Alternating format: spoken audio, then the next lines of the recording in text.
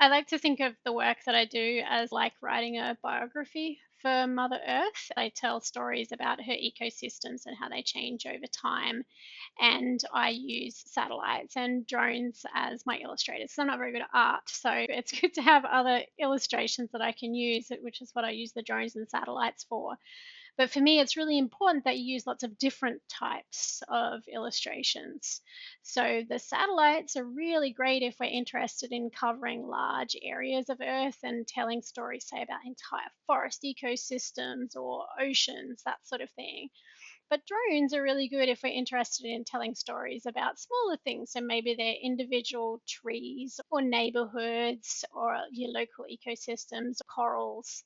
When we put the two of them together, they give us really beautiful picture of the small things and the detailed things and how they all interact with each other, and then brings that out to the satellite, which gives a broad scale information.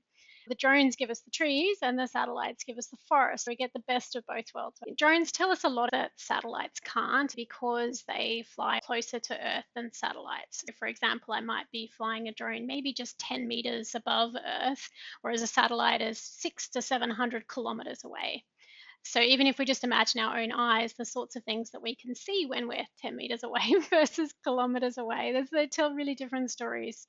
And for me, one of the things that I've worked on recently, which was really exciting, is that we're able to detect a large amount of coral bleaching on Lizard Island on the Great Barrier Reef using drones.